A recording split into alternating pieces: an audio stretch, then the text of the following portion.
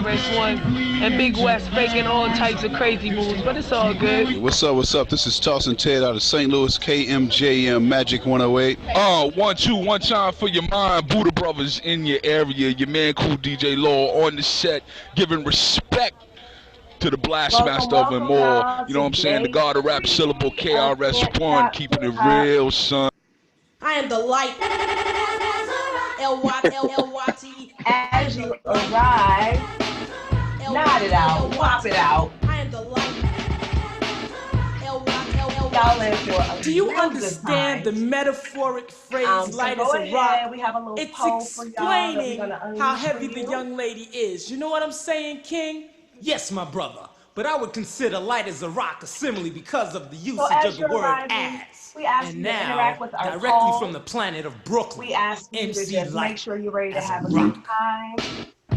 Are we gonna get started? Must I say it again? I said it before. Move out the way when I'm coming through the door. Me, heavy, as light as a rock. Guys watch, even some of the girls plot. Step back, it ain't that type of party. No reply if you ain't somebody. Get out my face, don't want to hear no more. If you hate rejection, don't try to score. First base, you ain't got what it takes. You smile, you wink, you big fake play.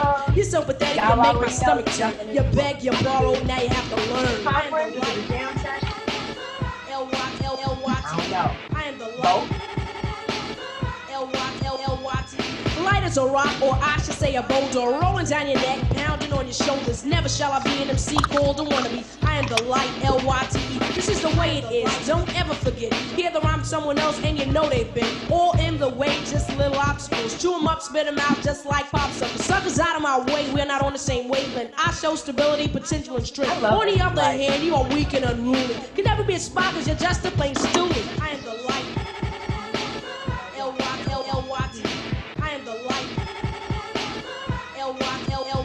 I'm a slave, I'm a slave, I'm a slave to the rhythm. Death rhymes on the microphone is what I'm giving. Yes, I am a rock and you are just a pebble. Milk turn up the bass and rock adjusting levels. If a rap can paint 1,000 words and I can paint 1,000,000. Wait, light is capable of painting up a zillion raps. And when I say it, this is what I mean. Audio 2 and the alliance on the scene. And I like to say what's up to my producer, King of Chill. Party people, are you ready? Jam if you will. Never underestimate Light DMC. I am a rapper who is here to make things the way they're meant to be. The word ultimate. I'm here to take the title, but I had a little trouble on my rubber. But I got rid of those who try to rock me. Light is here, no one can stop me. I am the light. L-Y-T. I am the light. L-Y-T. Yeah, hip-hop leaders, this you know. We also have hip-hoppers that follow. By the tone of my voice, you can tell I am a scholar. I'm also the leader of the hip-hop followers. Now get this, I'm at a jam and I'm rocking it. Suckers like a checkerboard, red, black is flocking it. The greats as I ease across the stage, bars around the audience, sorta like a cage. They laugh, cause they assume I'm in prison, but in reality, they're locked in. Once again, I'll state that I can't be stopped this young. I am as light as also live on our Facebook page. If anybody loves me on the social web and the interweb and the film web, hit up all the webs. L-Y-T. I am the light. L-Y-T. I am the light. L-Y-T. I am the light. L-Y-T. I am the light. L-Y-T. Get it. Hey. Hey. I about to say, you know when you be turning up before the TV, man. I do this when ain't nobody around, but like, I feel like we here together, so. We here, we Let's get did it. it. I seen you with the study, but I was like, My chair got wheels on it, so I just need to be careful. We're rolling away. Oh, it looks like the 90s are winning so far on our poll. uh-oh. Uh-oh. And the East Coast is representing. You're... Hey. I don't know, Armani, where your Southern people at? I am the light. we got a little bit. Where my Midwest people at though? I am the light. I'm from St. Louis. Yo, you know it's funny. Like, right there. Right Yeah, there. it's funny because Vincent and I were talking about this. We was like, yo, Nelly, Chingy, we gotta, Midwest, we gotta put it in. Hey. My intuition is telling me there'll be better days. Social conflict. Welcome, everybody. This is day 3 of Can't Stop. My intuition is telling me there'll be better days. Like this tone. You're in for a dope time conversation with our My amazing intuition is guest. telling me there'll be better as days. you I sit in arrive, silence and find take whenever the I poll, meditate, do a my little fears old school alleviate, dance my in your tears chair. evaporate, my faith don't deviate, Thank you, ideas don't Turk. have a date. But see, I'm growing and This is getting a stronger rock, with okay? every breath, bringing me closer to Don't heaven's tell doors with people every to step. come and As we join speak, this I'm at peace, no population longer that we scared to got die. going on. Most niggas don't Okay. believe in God, and so they terrified. It's either that or they be fearing they gon' go to hell. Asking the Father for forgiveness got them What's overwhelmed. up, Will G Well. out of Bridgeport? As if he's spiteful, like them white folks that control the jail. See, I believe if God is really never judge a man, because he knows us all and therefore he would understand the ignorance to make a nigga take his brother life, the bitterness and pain that got him beating on his wife. Like, I Wait, know this you got me desperate for a curious. change at the pen What do we glide, count but the cold? only Is he real East change come Coast? from Is he inside. Southern? But the only real change come What from is inside. cold? But the only real I'm gonna change say come East from Coast for the the Southern cemeteries players. unchanged. That's where he started. That's where he But the only started. real change come from inside. Is But the only Carol, real change come North from Carolina? inside. But the only real change my chosen religion. Okay, Jesus okay. peace frozen from sinning. Doing dope, However, hoping to God he know my intentions. drink To see sweet a million tea. before I see a casket. I got a baby on the way, no he gon' be a bastard. I'm living I drink fast like sweet I'm in tea, the though. Thank you, That's traffic. Carl. How that Thank cash you, tank. Carl. When I was a senior, I was falling on my classmates. Niggas put 3 bullets in my car and hit the gas tank. Know I got an angel cause I'm supposed to have a halo right now. My lifestyle destined for a federal facility for my ability to make them birds fly. Fiends won't get higher than the birds eye. You and who am I to tell a nigga what to do? I just apply. It's economics, my business ain't got the suit and tie. Keep a pistol at all times, niggas want what's mine. I can't oblige, dog, I work too hard. So reach for it, get referred to God. I'm going Just don't know hard, how to nigga. call it. I know you desperate for a change, let the pen glide. But the only real change come from inside. But the only real change come from inside. But the only real change come from the cemeteries unchanged. I see men cry. But the only real change come from inside. All right, y'all. Like I'm in here sweating already by myself. Yeah, prodigal son, got a new gun. This one, no one out of ammo. Lately been working on my handles. Can I ball, become a star, and remain myself if I fall? For this hour that we have with our amazing presenters. So before I kick it off, I just want to say again, welcome, thank you everybody, especially if you've been rocking with us night after night. It's day 3, love it. Hip hop, we know, can't stop, it won't stop. So even in the midst of a real health crisis that we don't minimize at all, we got to know that hip hop is always innovating, creating, and redefining what we think is possible. So even though we were excited to bring this 4th edition of the Hip Hop Education Conference to its actual live location at Harvard Graduate School of Ed, we couldn't just not do anything. And so we are remixing, and here we are on these intra streets. See what I did? I ain't even say interwebs. Y'all welcome. You can cite me on that. Who do you cite? Anyway, y'all know I'm Aysha Upchurch, and I am the founder and director of HipHopEX, and we are putting on this 4th conference. And just so folks know really quickly, I'm a professor at the Harvard Graduate School of Education. And it is this conference and its birth came from students who were looking for a way to create a place and a space at Harvard where we could celebrate hip hop's rightful place in the landscape of education. As we know, there ain't many folks alive right now working in K-12 and higher ed who have not experienced life without hip hop. So for us to ignore that language and that lens is just ridiculous.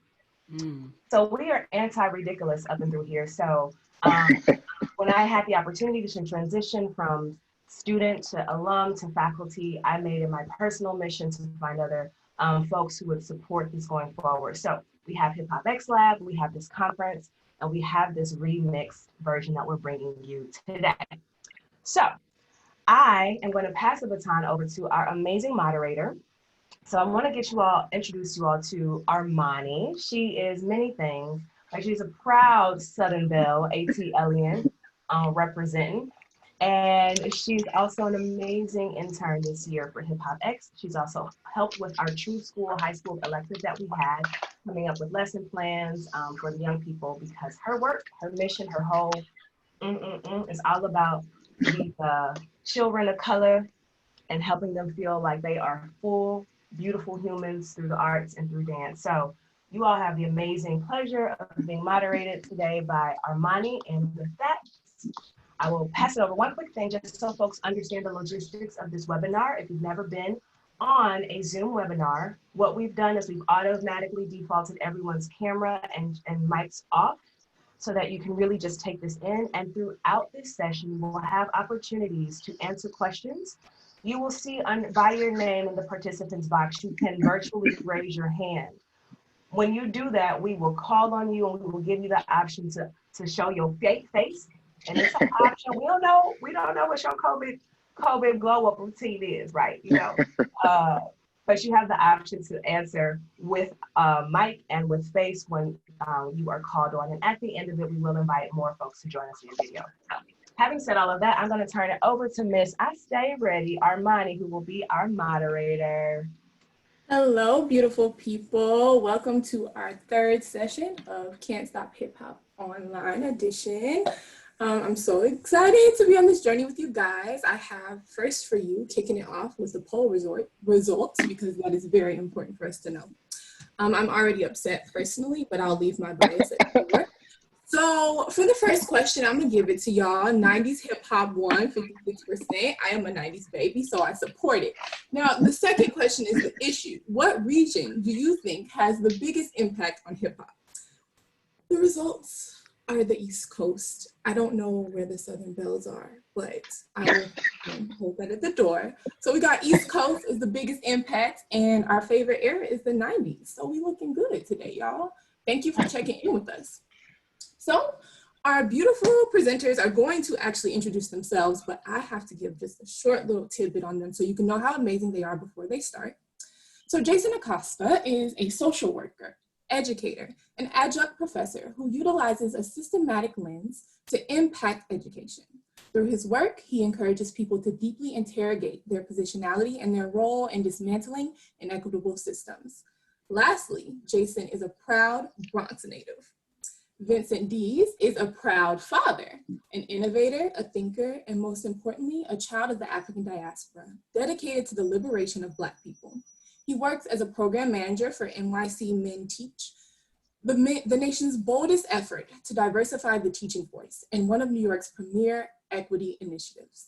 The majority of his work is dedicated to addressing the issues of systematic and institutionalized racism within education and the way it is created unequitable outcomes for students of color by utilizing the lens of cultural competency and culturally responsive education. So please join me in a virtual round of applause for our two presenters, Jason and Vincent. Hey, thank you. Thank you so much, Armani. Hey, yo, Vincent, they said the Bronx creates it. And when you come from hip hop, all we know how to do is make it. White America continues to try to hold us down, but special delivery taught us how to shake it. Now here we are working hard to undo centuries of hatred. You don't need sense to know that education needs changing. But Tina Love reminded us that education can't save us, we have to save it. Hip hop is here, we never left, we just found new ways to frame it. Bad Boys told us that we ain't going nowhere. We can't be stopped now, and we have to claim it. But you know, I have to shout out the Bronx before it's all said and done, and I'm just asking for one moment of silence for Fred the Godson.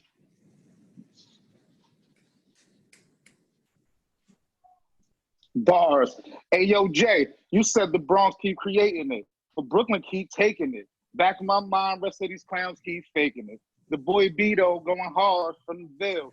The motto of my town, never ran, never will. Was gifted as a shorty, highly educated. Grew up and decided to learn my skills of liberation. Oppressors keep hating, but I'ma keep creating dope content to push forward the Black nation. I'm happy to be here with the HipHopEX crew. Two New York boys ready to do what we do. Sit back and listen intently and prepare to engage. Hey, yo, Jay, you ready to rap the HipHopEX stage? Let's get it. Let's go. Get it. Shout out to you, man. Just a couple bars for y'all. You know, we got to celebrate hip hop. Thank you, Armani, for that amazing introduction. Thank you, Aysha, for creating this space for us to be here with y'all today. Celebrate hip hop and talk about healing. My name is Jason Acosta, as was mentioned, social worker, educator, facilitator. Shout out to NYC Men Teach. We do amazing work there. They pay the bills. Definitely want to shout them out. Vincent, talk to the people. Good evening, everyone. Live from the livest Brooklyn thorough, you know. This Vincent Deas here. They already gave the most perfect introduction, so I won't even speak on that. Really, I'm just a young black boy bringing black boy joy to every space I go. Super happy to be here this evening with the HipHopEX crew. And this is my good brother. And I mean, we just want to show y'all a bit of what we do, a bit of the work that we help move throughout our state and throughout the rest of the nation. Yeah, just one quick thing too. We're gonna ask for your engagement as we ask some questions. Ask for your volunteers. Please do chime on in. We wanna make this as engaging as possible. It's a fact. It's a loving space. Challenge us where you feel what you need to, and definitely chime in with us. Speak. Let the people know what you think. And so just to get right into it, right? Because we always like to just let people know what we got a taste of and what's going to happen in our sessions, right? So some of the session objectives, we plan to really just explore the ways in which trauma has been normalized in communities of color. We really want to explore the ways in which educational systems rob students of their cultural identity. And lastly, we want to explore hip hop and artistry as a practice for healing for educators of color. I know you see the dope quote over there. You see the legendary KRS-One, right? And just having these vibes of like what hip hop in its essence is, just oozing all through the presentation. Jay, do your thing. And so y'all got to open up with us. And I really want everybody to lovingly challenge themselves as you can, but Jay just forced me to write those bars 5 minutes before we started. And so we wanted to kick it off with the same energy for all of the HipHopEX family. So it goes like, can I kick it? Yes, you can, right? And so I want you all to just sit back for a minute, right? Whether with yourself or whoever you're sitting there watching this with, and just think about the first rap you ever learned. Some of the first bars you ever spit. Mine was Biggie Hypnotized. I'm a 90s baby like Armani said. So I remember Big and Puff on the speedboats. And then think about that more than just a song, but why did this song really resonate with you? Like as a youth, as an OG now, like what about this moved you on? Yeah, we're gonna give you like a few minutes just to think about this. I'm gonna play a little bit of music as you're thinking. Just give me like 2 seconds. Give me the vibes. Right back to it.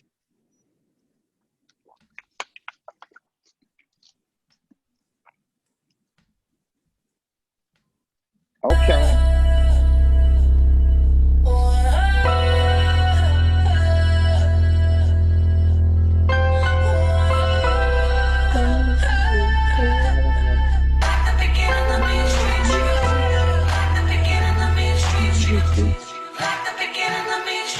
I'm prolific, so gifted. I'm the type that's gon' go get it, no kidding. Breaking down a switch in front of your building. Sitting on the steps, feeling no feelings. Last night it was a cold killing. You gotta keep the devil in his hole, nigga. But you know how it go, nigga. I'm front line every time it's on, nigga. 100 proof flow, running shoot pro. 458 drop, playing bulletproof soul. Every few shows, I just buy some new gold. Circle got smaller, everybody can't go. Downtown Diamond District, jewelers like yo. Hustle, holla at me, I got Cubans on the low. Through the Cancun, smoking Cubans on the boat. Then dock that Tulum just to smoke. Alrighty, so feel free to raise your hand and I can unmute you or allow you access to share your video if you want to share your rhymes from the first round you remember on screen. We also see some people participating in the chat, so that's awesome.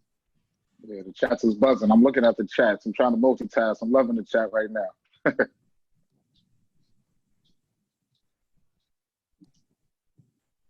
Alrighty, I see William wants to spit.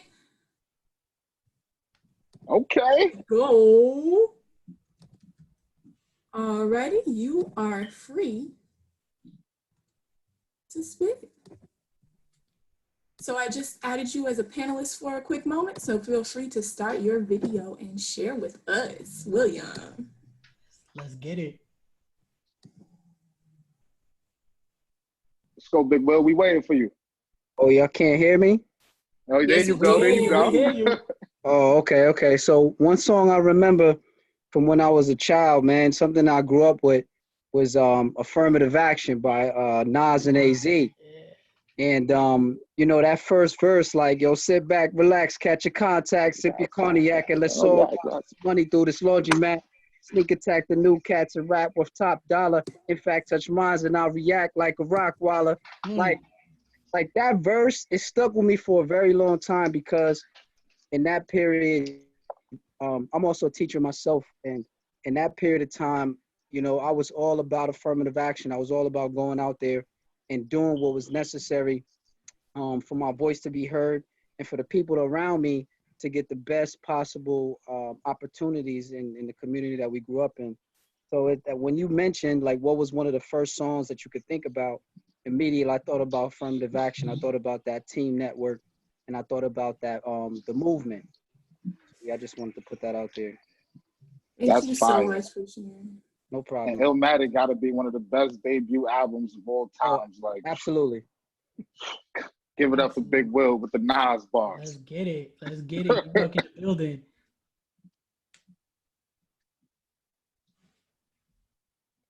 Who else we got? People can spit the bars for us. Okay, I think they. Okay, we got Dear St. Hill.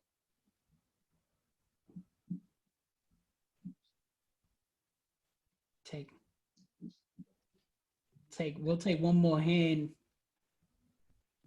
Okay. Dior. And then we also got Central. I see you. All right. Oh, okay. I was like, can y'all hear? Can y'all hear? All right. So for me, it was like raw. I'm gonna give it to you with no trivia. I'm like cocaine straight from Bolivia. My hip hop will rock and shock your nation like the Emancipation Proclamation. And so it's funny, right? First of all, like shout out to Jason because like definitely BX is where I'm from too. And so that verse I think stuck out to me. One because like my brother listened to it, so it was like one of the things that I heard a lot growing up. But I think it spoke to me because like I also rap and just like from early the rawness of that song, and just the gutter, the feeling like, oh, Messiah, I took the microphone off, like the whole, like they just went off. And so, you know, it really touched, especially like growing up in the Bronx, it really touched a very like raw and rugged space of where I was. And so like, I just remember like anytime that drops, I love that album, but anytime that song drops, like I lose my mind. And you spit the bars like precisely. Yes, sir. You came in strong. Thank you. Thank you. Vincent, you thinking one more or should we move on? Yeah, we can take one more. I think Central Hicks was next up and then we could just keep it pushing along. How you doing, Central? Can I be heard? Yes, definitely, fam. Kick it. All right, no problem. I'm going to start in the middle. I used to be a stick-up kid. I used to roll up. This is a hold up. Ain't nothing funny. Stop smiling. You still ain't nothing move but the money. But now I learned to earn because I'm righteous. I feel great. So maybe I might just search for a 9 to 5. I got to stop right there. I'll go through the whole song. I go through the whole song, straight up. Nah, we appreciate you for that, King. Oh, you're very welcome. I'm a teacher also. I'm 50 years old, so I started with the beginnings of hip-hop. And one of the reasons why I really like that verse is that it shows our youth the behavior that you used to be, but now you can be something else. Could be a place where you were once before, but you don't have to necessarily stay there. And regardless of your situation or where you grew up or how you grew up, you have some choices to make. And the choices that you make will determine where you end up. I always love that. I play that for my students and we talk about it and we kind of talk about the decision-making process. Because is Children's Story by Slick Rick and how he ends up there. So that's a whole different thing. So I'm going to shut up right now and let you guys continue to talk. Love it. Thank you very much. Everything you guys are doing is awesome. We appreciate you, OG. Thank you for chiming in with us. Absolutely. So we're gonna continue moving on. We just want to thank you all for jumping in, taking you know, a little journey down memory lane, thinking about our first bars, you know, having a little fun, kind of getting the energy going. So I'm gonna share my screen with you all one more time, actually a few more times, and we're gonna jump right into this, right? So this is really gonna be about healing, right, and what it means, and how we look at hip hop through the lens of that, right? And really, again, taking a journey to think back to when it started. We mentioned the Bronx. We mentioned what was going on in the Bronx, right? And when we think hip hop, we think revolution. We think advocacy. We think education, right? We think about all of these different things and where it started, right? Art is a way to express yourself, and through that, you can escape a bad situation. I want you guys to keep that in mind as we continue to go out through this, because it's gonna come back as we really talk about the foundation of hip hop and what that means when we're thinking about healing. So we're gonna jump into this next piece where I'm gonna play a little music. Somebody mentioned it as one of the songs that they remembered is one of the first songs that came to mind.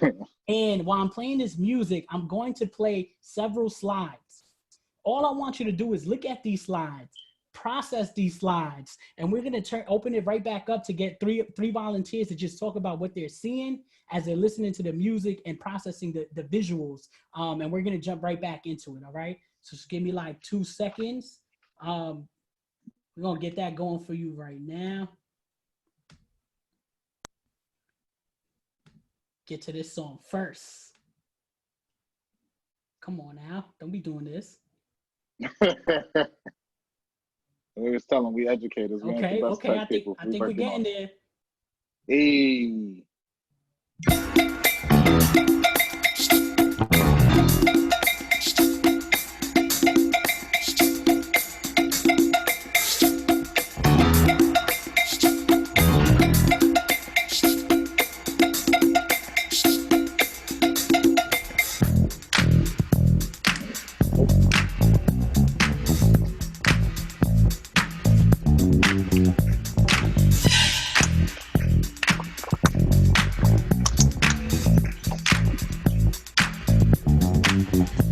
I said the hip hop, you don't stop, but rock it out, baby, bubba to the boogity bang bang, the boogie to the boogity beat. Now what you hear is not a test, I'm rapping to the beat. And me, the groove, and my friends are gonna try to move your feet. You see, I am Wonder Mike, and I like to say hello. Up to the black, to the white, the red, and the brown, the purple, and yellow. But first, I gotta bang, bang, the boogie to the boogie. Say up, jump the boogie to the bang, bang, boogie. Let's rock. You don't stop, rock the rhythm that I make. So, I hope that was enough time to go through the visuals. As we listen to the music, I don't know about y'all, but I started rapping with them, right? And just letting the bars out. But just some thoughts. What came to mind as you saw those visuals and as you was listening to the music?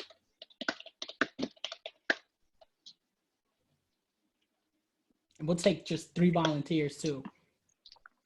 Definitely, like, yeah, let us know, what did the videos, like, what was the nostalgia that they created? What pieces of history evoked in your own personal memory? We had the OG just tell us he's been around since the start of hip hop, so some of these images might be even more familiar to him, right? And really just thinking about that. We got somebody. Hello, can you hear me? We hear you. How you doing, sir? Hi. I would like to say those images, especially with the music in the background, I would say that it brings like a community. Like you see everyone coming together like as in the community, and people are joined together as almost like their family. So I say definitely that song with those images brings community to me. That's fire, right? Especially when you think, like Jay said, like, I'm from Brooklyn, but we got to acknowledge that the Bronx, right, in the 80s, hip hop is created in a space where everybody is saying the Bronx is burning, right? And the black and brown folks in that space, they said, nah, it's not burning. We're going to stay here. We're going to create community. We're going to create culture. And we're going to let that be the sound for the Bronx. And I mean, if it wasn't for the Bronx, there would be no hip hop. We wouldn't even be here right now. So shout out to the Bronx one time, man. Only Yes, time sir. you're going to hear me say that, Jay, once in the blue, man. I've never heard you say that. But to that point, gotta right? give love. And when we look at the history of hip hop and where we are today, it's still the same thing, right? Despite all the trauma, despite all the challenges, despite the systemic trauma that we experience walking into school buildings, etc., we're still able to find joy and happiness and build community with each other. So I love that. Thank you for sharing that. Do we have other folks that want to chime in? I can say something. Go for it. For me, like those images of children, I'm always very curious to how the photographer asks the children to take a picture, because like you see like the full range of like Black expression in those pictures. And, like some of it is like joy, like, oh, you want to take my picture, and some of it's like, why are you taking my picture? Like, I'm just minding my business. So it's like, and then I'm of the 90s, that's where I was born. And so like having that just carries that over, and how like this Black expression of how we are pictured, like even time, it's still the same thing. You still have the people who are very joyful that you're documenting them, and then you have stuff for like, okay, what you gonna do in my picture? And like that description. So I mean, for me, I'm like, okay, I'm on trend. Nah, yeah, that's a fact. And especially the notion, I was watching Nas's Illmatic, right? And it was just this notion of a young Nas being able to display the full range of his emotional expression, right? We think about Black and brown boys, Black women in these spaces, Black women and Black girls, and right, that range of expression, especially during that time, the oppression, the degradation, the deterioration of their neighborhoods was so evident that it was easy to understand my joy but show my pain. I think those pictures really resonate and show a lot of that. Yeah, I love that. I love that. Thank you for sharing. Do we have one more person that wants to chime in?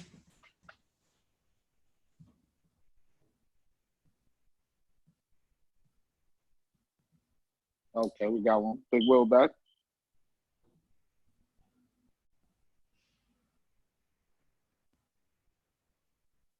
I don't know if he was it? out. Who was it? I think it was William again, William King. Oh, oops. Okay, we got you, William King. Yeah, it looks like I was just unmuted. There you go. Yeah, so one thing that I pulled out was the uniformity, right? So even though everybody is expressing their block or their set or where they come from or what kind of cultural conditions they're adapting, the uniformity is still there. And it's so interesting because how the Black and Latino community is expressed as one of like disjointedness, right? No uniformity, very sporadic. But in fact, hip hop reminds us that we actually are a movement and we are a unified people. So it's just interesting how that track just goes so well with the video. I mean, pictures, because the pictures are all about uniformity. If you notice that track, you can really hear it, like to the hip, the hop. You know what I mean? That's all measure. That's all rhyme scheme. That's all beat. That's what we are. So that kind of touched me in that way. It's so true. I love it. And the important thing to pull out of this, right, is hip hop is culture.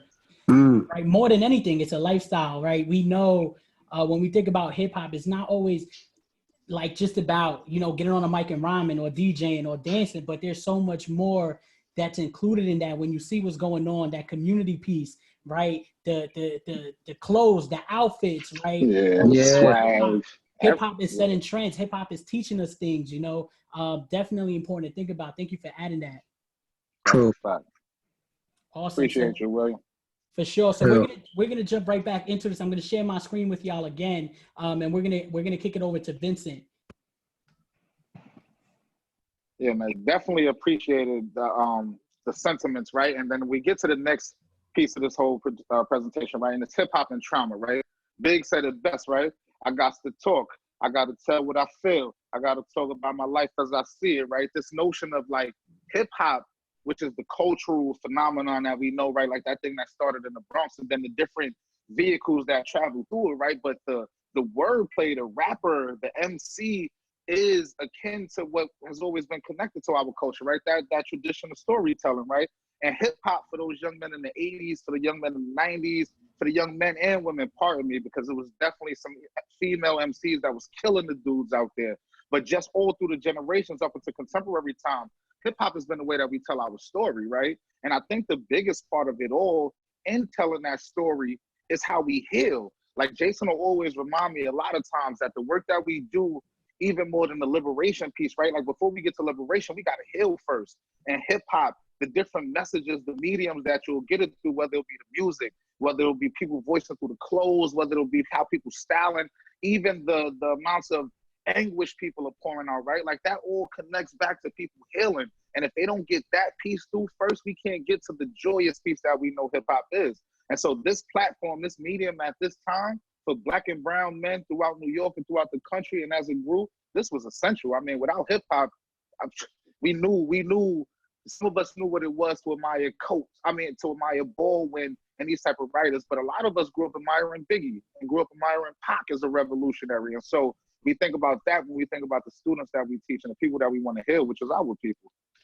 Exactly. And I just want to add to that because you mentioned something about trauma and liberation, right? I think part of that healing piece is a part of that liberation, right? It's like really trying to unpack and let go of white supremacy's oppression, all of these things that we often adapt in the values and the culture without even realizing that sometimes we're adapting those things and we're moving through systems and groups of people, and we sometimes push that upon others, right? And so I think one of the things that I'm always guided by is the question, who am I? It's part of my story, it's part of my upbringing, but also something that I try to ground myself within, because it's so easy to get caught up in everything that's happening. It's so easy to get caught up with the places we work in, all the things we're a part of, and just moving through it because it's so normalized. And a lot of times what we hear and see in hip hop is that trauma, right? It's that people are talking about. These are the things that are I'm experiencing. This is how it's affecting me, and they're using it as an outlet to heal, right? To share their stories, to share their perspective and their experiences, which is free. Right. And so I think it's important to think about that as we continue to move through this. Get back to go for it, Vincent. Right. And through that, right, through the healing piece, right, through the catharsis that is the spitting of the bars and everything that you get out, then you see, because I always have these conversations around people where we'll talk about contemporary lyrics versus what it was back in the day, the pusher versus the user.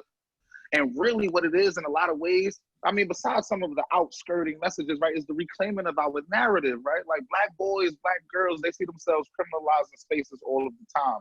They don't see fair representations of themselves in the media.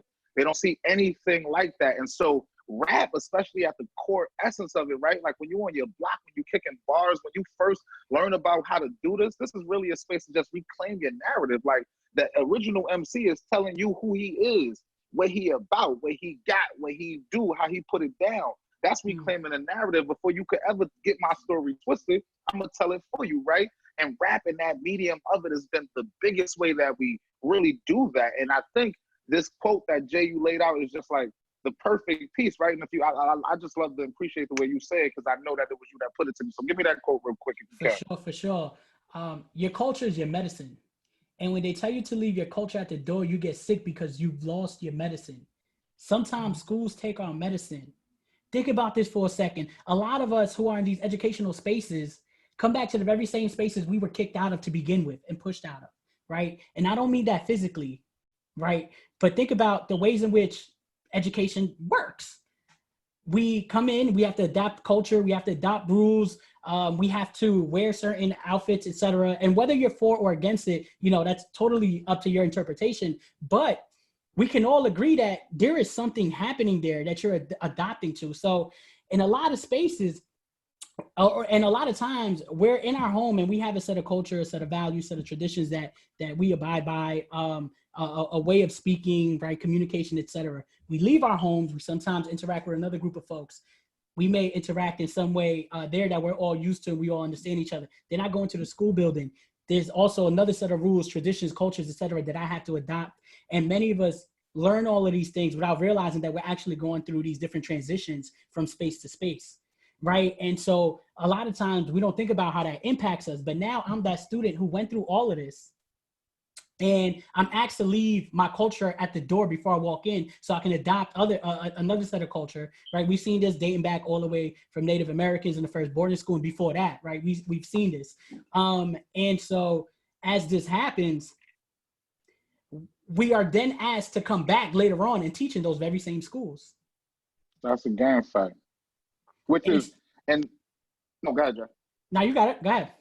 No, yeah, and just the craziest part, right, is that when we look at the cultural strippings of our people as we enter these spaces, right, the way in which our identity is then tossed to the side, what we realize, especially when we talk about culturally responsive education or just any contemporary educational practices that we're trying to leverage, is the fact that we cannot teach these people if we don't bring the whole of them into class.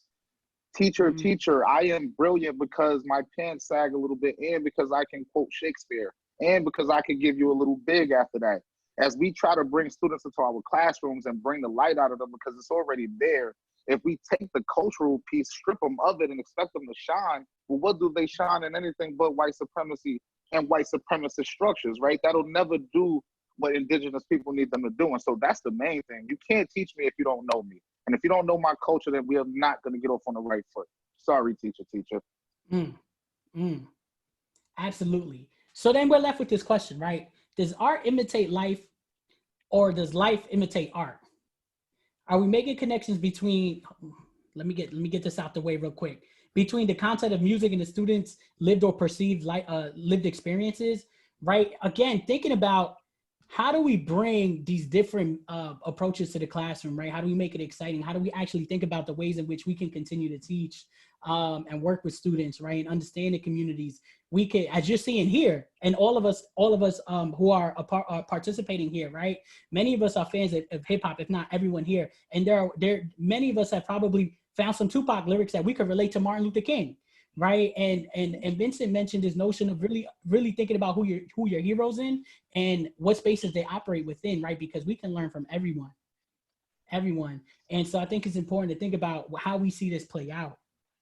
Yeah, and especially as a teacher in your classroom, when the little dude come in bumping an artist that connects to their lived experience, they're giving you a glimpse of their world, right? Like when I say live from Bedford, like those things, when you start hearing the connotations in the lyrics, when you start understanding what I'm speaking about, well, now you get to see my lived experience. And when you know that this is my lived experience, you can better teach me. You can better serve me. You understand why I get to school a little late because I'm moving through chaotic spaces, or I'm trying to get other things done, or I got 3 little siblings to drop off. Like, we need to understand this about the students because they connect with the music. Some of it is just inflammatory. Some of it is just for entertainment's sake. But a lot of it, I mean, like we said earlier, when you think back to the first raps you ever heard, to the first ones you ever memorized, they connected with a lot of what you was going through. You heard Tupac Changes and you felt that. You heard Dear Mama and you knew what that was. You heard Big I Got a Story to Tell You was there. Like, these things are vivid depictions of our lived experiences. Absolutely. And we listen to the music because we could relate to it, right? That's a fact. Depending on our mood, we might throw on some R&B because that's the mood I'm in today, right? That's a fact. To a certain song because I'm relating to that song. That song is speaking to me. That song is doing something for me, right? And a lot of times that's healing. Talk to the people, Vincent. Yeah, and so especially, right, because always in that notion of saying Kofa, right? Like, we go forward, but we bring that from the past with which we've experienced, which we know, to the future, so we never repeat that. And hip-hop artists are griots, baby. Like, they are the ones that kick the knowledge, that tell the stories that a lot of people won't tell. I keep going back to Nas Illmatic because I just was watching it the other day to get inspiration for this. And the one thing that he was saying when he made Illmatic was, I wanted to give you what New York sounded like at night, right? Like, just imagine that realization of how many other Black boys who roamed through the streets at night knew what that reality was. The MCs, the good ones, the ones that do it to the truest form of the art, the ones who do it to inform, to put people to engage in different ways, they are griots, man. They are really carrying the cultural tales of our people forward. 100 years from now, even as some of us might not be remembered, even as our work may fade into the landscape of what the larger work for liberation is, you're going to remember Biggie's I Got a Story to Tell. You're going to remember Kendrick Lamar's We Gonna Be All Right. Like, these things, they are the zeitgeist of the times. Like, they let us know what our people are doing. And so the MC should have some respect on his name, especially the ones that do it well, because through the tales that they're telling, these, like we said earlier, as you get this out, as you tell your experiences, we are healing people. Because if we don't get the stories out, then these young men go out on the streets and they do things that are unbecoming of what we think the culture should be. If you don't heal from what hurt you, you'll always bleed on people who never cut you. It's just a fact. I had nothing to add to that. I have nothing to add to that. I love it. Continue talking to them, Vincent. And so thinking about those individuals, right? Like those personalities, I always tell teachers, we are engaging the new century student, as Gloria Ladson Billings would put it, right? And even more than that, we are all 21st century educators who teach in 21st century schools. What we do cannot look like what has been classically done. Knowing that we teach a lot of oppressed, disenfranchised, marginalized Black and brown kids, LGBTQIA youth, all types of people that fall under the lens of oppression, we got to figure out which different lenses and vehicles are we using to engage these people. How are we really going to teach them? And to teach them, we got to reach them. And we argue that hip hop is the way to do it, right? Like, this is one of the viable ways when we think about reaching contemporary urban youth in schools in America. This is a way you gauge them. And then just this classic notion of reading the world always precedes reading the word. And reading the word implies continually reading the world. Who reads the world better than the MC? Who sees it for what it really is, and in all of this fury and all of this happiness and all of this anger, frustration, oppression, is still willing to give forth something that is artistically pure and devoid of any other thing that would conflict with being true? That's the MC right there. And so always looking at that, and that's not to say that everybody should leave this live and go be a rapper. No, I'm not a rapper. We just made up bars in the beginning because we wanted to engage the culture for cultural purposes only. But at the same time, look at these forms, look at these mediums, look at hip hop, look at the movies that they listen to, look at the cultural inclinations of everything that's going on, and figure out how you leverage that. How do you use that to get to Jonathan in your class? How do you use that to get to Jason? How do you use that to get to Vincent? Because when, like I said earlier, when you know me, you could teach me. And knowing me is about all of the cultural complexities that I bring to the space. Yeah, and I also want to be mindful of time too, and make sure that we have time for Q&A. Yeah. So some of this stuff we might breeze through, but we're gonna get through. Do you want to touch on this briefly? Real briefly, just as always, like me and Jay always say, we come to spaces and we are two young Black and brown boys. We have the conversation from an experiential, from a cultural standpoint, but we are intellects and academics, right? We understand that it's more than just giving you things that sound good, and the main thing that we do every day on the front lines of the spaces that we work is we're recruiting teachers and preparing them to teach in these 21st century schools. And so we always want people, when they attend our spaces, to be thinking about how do you not only hear something that you like, but then how do you turnkey it and do it right in your classroom? How do you do it with your students, with your community, and just make it live? And so that's just what the art of critical pedagogy, Jeff Duncan Andrade, critical pedagogy, and I mean, more of that in the question space if we definitely got time, Jay. For sure. So I think, and I'm gonna turn this over to you in a sec, but I think the reason that we're going down this route, right? The reason that we're kind of taking a journey to understand what's going on in school buildings and in hip hop, right, simultaneously, is because it's gonna lead us to really thinking about what healing looks like, right? And it's not that different than what our ancestors have been doing for so many years. We've seen it evolve over time. We're gonna talk right now about ciphers and kind of connect this back to like our historical times, right? And how we see this play out, and then connect that to today, how we see this being used as a form of healing in a lot of different spaces. Go for it. Yeah, I mean, you know what the cipher is. I mean, that's, and not the rap cipher, that cipher, right? You know what that is. That's the people circling up in the space, really engaging the community. I mean, connected to that notion is just what Tierra will give you, which is literacy, which is culture circles, right? And this notion of, where am I with it right here? Even just giving you the real basis. Culture circles is conceptualized by Tierra, designed as a mechanism for problem-posing dialoguing and problem-solving. This conception serves a dual purpose: to raise awareness for one's reality and to nurture one's attempt to transform the reality for the better. Jay, what happens in a cipher? When you come together in a cipher, right? Let's say we're about to all spit bars. Nobody is asking, "Yo, can I go next?" Right? Nobody is asking in a break when they're breakdancing in a cipher, right? Like, yo, I'm about to jump in next. There's a spoken language that's being spoken, right? And there's a culture, there's traditions, there's all of these things that we understand. And there's a reason that when we're walking down the block in some of our communities, people are coming together, having a lot of fun doing this. Again, spitting bars, dancing, doing these other things as forms of healing, right? Sometimes to escape what's happening in certain environments. And so as that's happening, there's a reason why everybody else doesn't like it. They just don't understand it. Right. So when we bring some of these components of hip hop into different spaces where it's not accepted or understood, we often come up against barriers, right? And people who don't want to see that happen. And so part of that is blocking our happiness, but we use it and continue to move through spaces as we saw in the start of hip hop when we're going back to the 70s, right? In the 80s, people were being told that it wasn't okay to do certain things or to express certain cultures, but they still found a way to come together in ciphers, in communities. And when we think of ciphers, it's not always about rapping and dancing, right? How do we see this play out today? There are young men's groups. There are young women's groups. There are a lot of healing spaces where we come together in circles, right? And that's not new. It's important to think about this. This all kind of dates back to what our ancestors been doing. That's why it's been working for so many years. It's either transformed in some ways or evolved, but then we look at essentially these spaces as ciphers.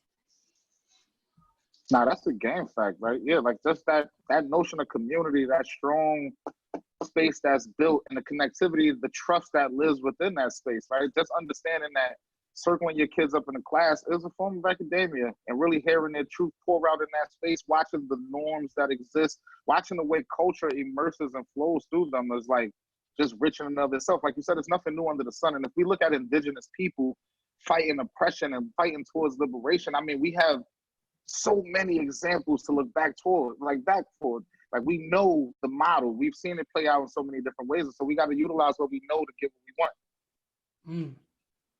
So this is the last slide before we jump into Q&A, right? We talked, and this is kind of we're scratching the surface here. We don't have a chance to go super deep into it, right? But what we really want you to think about here is what we did was take essentially a quick crash course through hip hop, why it started, expression, fun, trauma, outlets. We connected it back to some academic context and thinking about some of the stuff Vincent mentioned, and also our ancestors and indigenous people, and thinking about how these ciphers have always existed, culture circles, whatever you want to refer to them as. And today, where we see them in most healing spaces, we are in circles, right?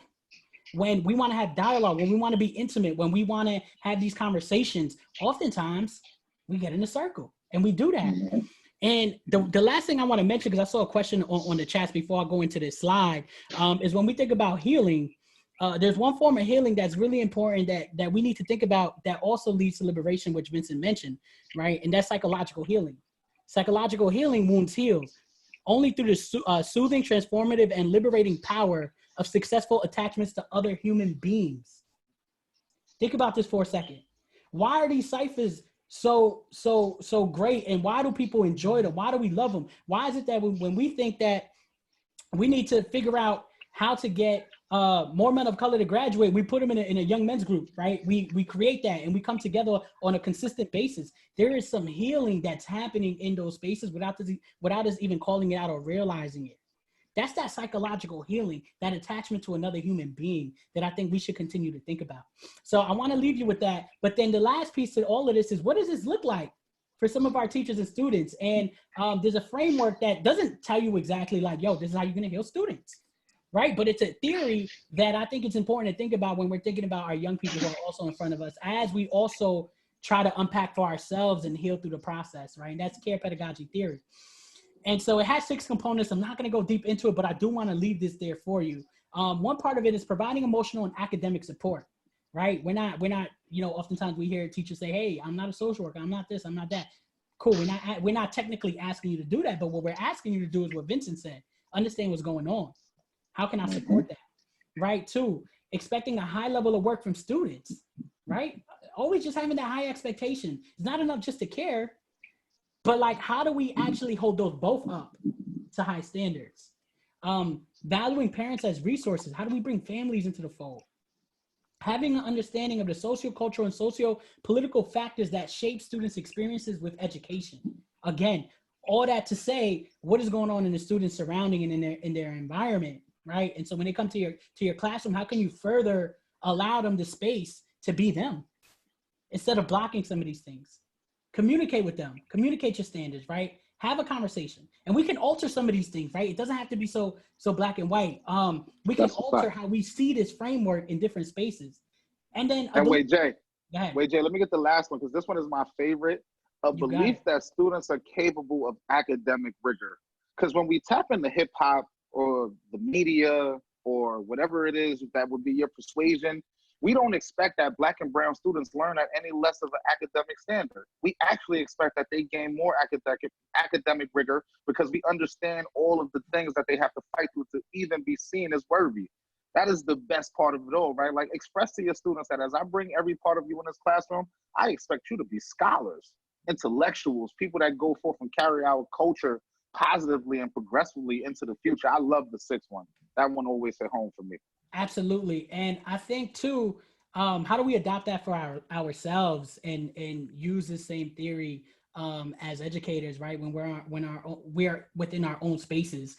And so what I leave you with, if you're asking what healing means, my definition of that again is really coming from a psychological standpoint. When we're saying psychological healing wounds heal only through the soothing, transformative, and liberating power of successful attachments to other human beings. If you're wondering what this looks like in spaces, again, we're gonna talk about ciphers. We're gonna talk about all the different healing groups, affinity groups, etc., whatever you want to refer to them as, and think about, well, what is the beauty in creating a space for me to feel free and be who I am with people who understand my culture, the way I communicate, where I don't have to explain things, where I'm stress-free, and I feel like I can just be me authentically. Those are the type of spaces we want to create for one another. And with that, I want to wrap it up. I know we have a couple minutes left for Q&A. I do want to say thank you again. Armani's been holding it down. We appreciate you supporting us. Aysha, thank you for giving us the space. Thank you all for joining us and having this conversation. We hope you got a lot out of this. Thank you, Vincent, for being here with me. And at this point, we want to turn it over to Q&A. We'll put our emails in the chat as well, and places to follow us. And like Jay said, just thank you both. Just thank you both to just the ladies that was holding it down. Thank you to my partner Jay, and just thank you for the platform and opportunity. We really appreciate everybody rocking with us on the 8 o'clock on a Wednesday evening. This has been super dope, so we appreciate it. I did not know that we were going to get the gospel truths on this Wednesday evening to this capacity. I am in Bible study. Amen. Okay, so I'm so grateful to you guys. We had some amazing themes, and right now we have 3 questions on the scene. I want to let everybody know that we are going to go about 10 minutes over, but we did advertise 8 to 9, so please feel free to exit the space whenever you need to, and we thank you so much for joining us. For those who are going to leave the space right at 9 or right now, we want to let you know that we will have this entire session online, and we also will have links to any resources and the emails that Jason and Vincent want to share with us, along with resources from our other panels as well. So look out for that on can'tstophiphop.org. And the last thing I want to say before anybody leaves the space is that we will have an amazing recorded session tomorrow from Katie Castor. So look for that on our Facebook via YouTube, and that also will be on our website later on. So thank you again for joining us, and let me hop into the first question. So Carl Golden asked, what steps can young people take to give power to healing through the hip hop movement? That's a great question. I think one is just understanding what hip hop they're listening to, or rap, right? Hip hop's a culture, rap. We've changed that over time, but right, what music are you listening to already? How do we first come to a common ground and understanding, right? Because a lot of times as there's an age gap, there's a difference. We first got to come down and understand where they are. And figure out what's happening and build rapport and in a relationship with them. The student's not going to just come over to you and say, hey, I want to heal. Right? That happens through relationship building and you understanding. And so I think once we could get past that, it's really taking the time to actually even just sit down and just start by asking that question, yo, what song you listening to? Why do you listen to that song? Help me to understand what it is that you, like, why you enjoy this so much. And through that, you're going to start having that conversation. Right. And as you're having a conversation, he or she is already healing through that. Right. Just opening up with you, having that discussion. Vincent, do you want to add to that? Yeah, I was going to say, I mean, for me, it's really the thought of, like, a lot of times students can't even begin to heal until they know that they are hurt, right? Or until they can actually communicate to somebody that they think cares, right? And then I think through the medium of hip hop, like I would tell a student through the medium of writing or any other artistry that gives you that release, understand that what you create has intention, or should have intention, and has meaning that can resonate with a large mass of people. And so, like I said, really understanding, helping that student understand how they are hurt, how they've been hurt, and how they can heal, but then also using that as an outlet, as a medium to really like have a voice. A lot of times we think about student voice and agency is always what it starts with. We have to always show our students that they are powerful, that they are brave, that they are resilient. And when they see that we believe it, then they follow through perfectly every time. Wonderful, wonderful. Our next question comes from Paul Willis, and I resonate with this question because it's about accessibility, and oftentimes in the communities that we're trying to serve, accessibility is not a thing that is common in a bunch of aspects and contexts. So Paul says, how do we make therapy, mental and physical healing, accessible? Is your question, if we could just add a little bit more clarity to that, are we saying, just generally speaking, are we saying for students, for teachers? Paul, if you want to add in the chat really quickly, a quick clarification or expansion of your question. Yeah, because I mean, outside, I'm about to say, just as Carl goes to add that, outside of like thinking about the access in regards of economics or just like what's feasible in that way, I think it's one, looking at the resources that are out there, right? Because there are tons of resources and tons of people trying to do this in ways that even if you can't get the physical access to a therapist, you can get the practices, the structures, the things that people are utilizing and really imparting those in your classes. But even if it's something as basic as like starting restorative circles, right? Like how are we really creating community in our classrooms? Before that community is broken, needs to be restored. Like really just utilizing your classroom spaces more than a space to just teach students, but to learn them and help them in that way. Because then therapy, the therapeutic space becomes a natural one. It might not be by a clinician, but it is by people who care and facilitated by a community that's ready to catch you when you fall. And I see, thank you for sharing that. And I also see there's a little bit of an expansion in the chat. For students in schools with limited budgets, right? I think the beauty in hip hop and healing is that you don't need money to do this, right? I think that, again, Vincent mentioned something so important, and I think we have to start by first just identifying what the challenge or the issue is. Like, what are we trying to heal from? And a lot of times we don't even know that. And so you can start there. You don't need money to do that, right? You don't need a budget to do that. And I think that it's important for us to think about that for even ourselves as educators, right? Something I'll mention is that a lot of us attended schools and existed in school spaces where we adopted a lot of Eurocentric ideologies, cultures, et cetera, that harmed us. And unless you do the intentional work to unpack, which is healing, you're already going to be at a crossroads, right? And so as we start to do that work for us, we can encourage our young people to do the same. And we can start by just reading, having conversations, right?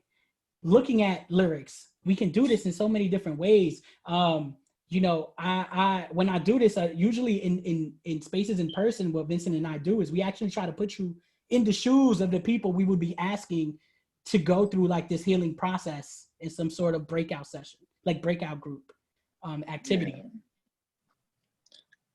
Wonderful. So I'm going to next read a question from Corey. Corey says, a lot of hip hop culture is about creativity and creative expression. How do you feel about creative education and all we learn, both personal and academic, from creative expression found in hip hop?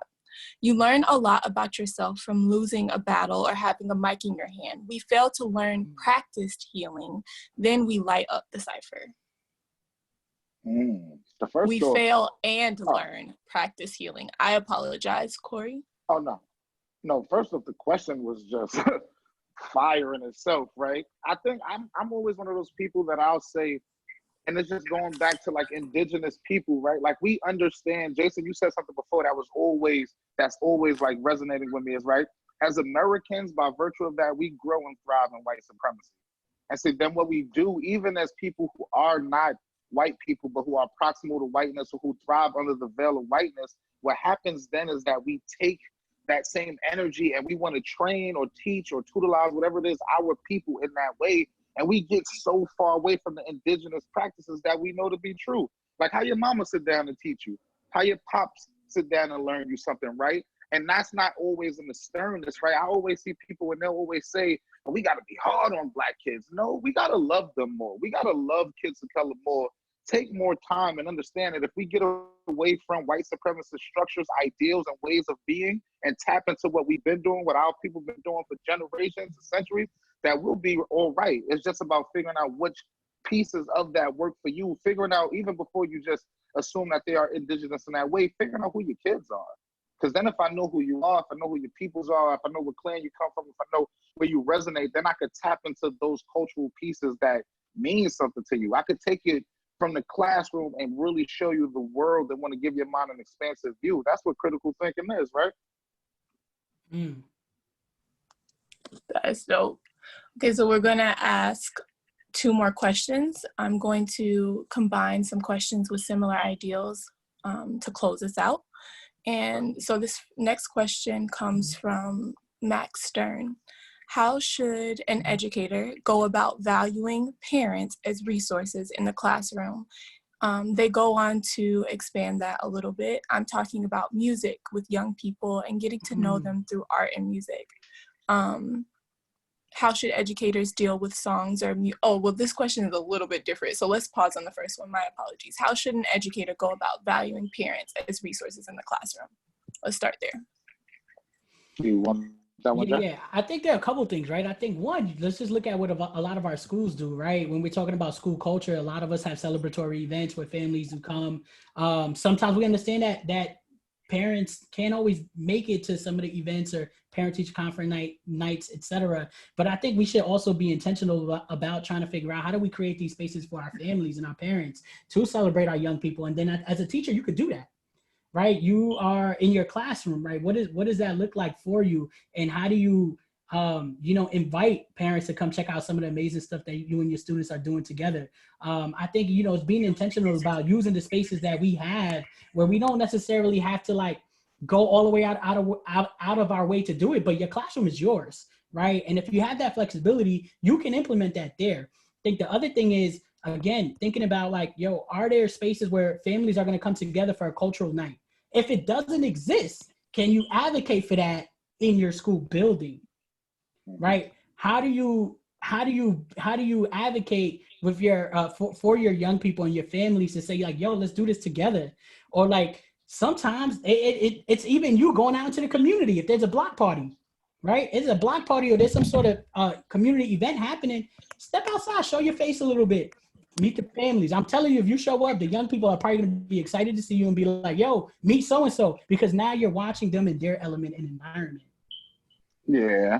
And just to take dovetail on that, and just before we move to the next question, it's really just this notion of understanding and valuing your parents as stakeholders who care, right?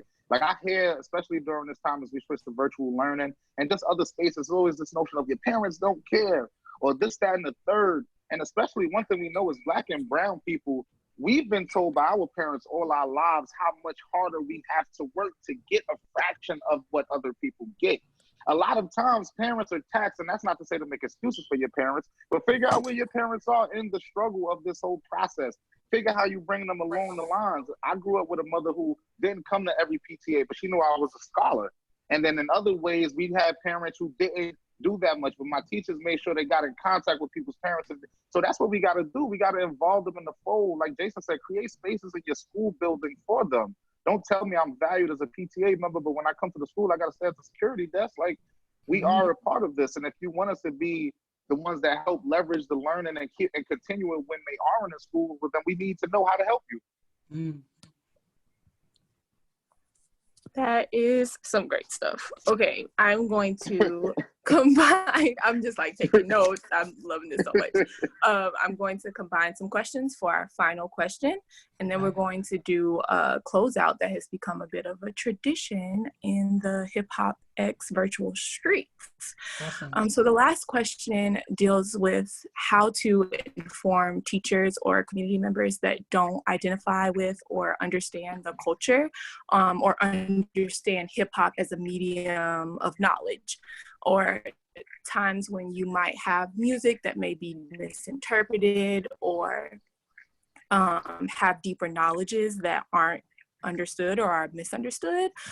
Where do you go along the lines of cultural appropriation or misunderstandings of hip hop and how do you interact with those people? That's a really dope question, and especially when you said it right. I used to always do these spaces where I would juxtapose trap music and something like Folsom Prison by Johnny Cash. And what I learned early on when we used to do that was that certain people will tolerate what seems familiar to them.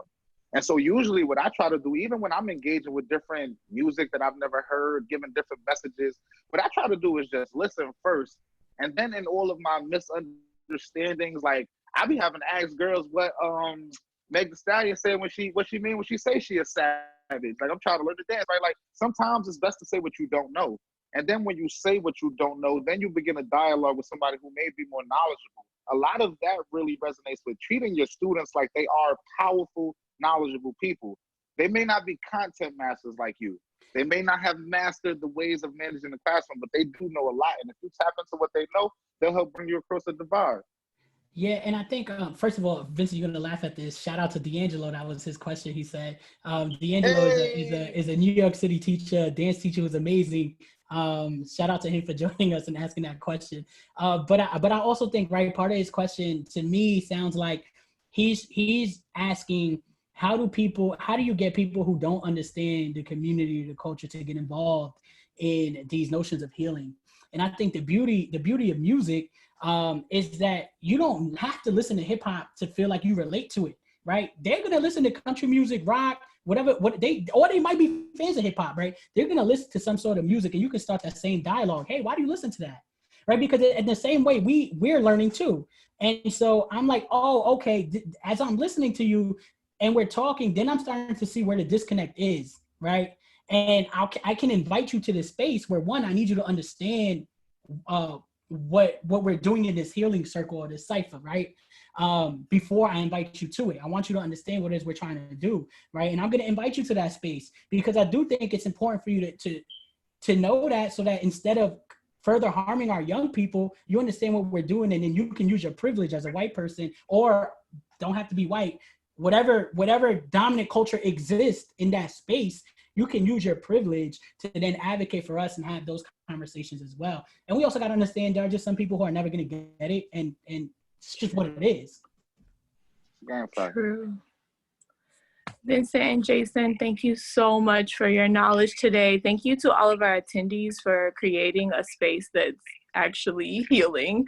Y'all's participation and being able to send, like I said, the amens and the ashes in the chat is really what made it a lovely space and a healing space for all of us. So thank you all for that.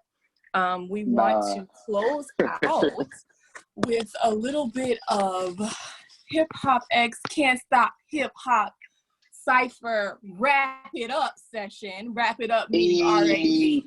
Okay, wrap it up. I hope you get it, but it is after 9 o'clock, so I understand if you didn't.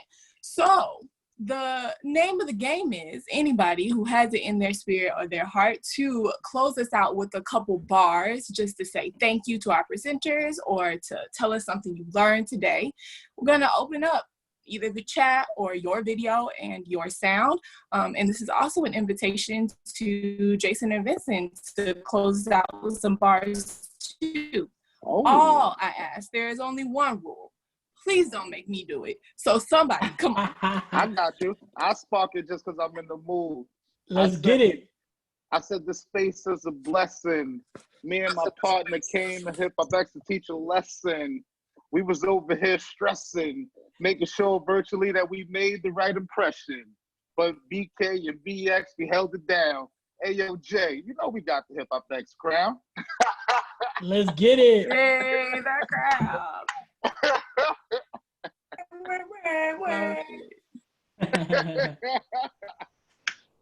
Thank you so much, Armani, Aysha, everybody. And just knowing that, I mean, this work, even as kings out here doing it, it's not nothing without the queens that support us. So thank you, ladies, so much for just being the technical gurus, every and anything that the space needed. You are amazing. You are loved, and we appreciate you so much. Thank you, HipHopEX. And thank you, everybody who rocked with us in the comments. It was really engaging.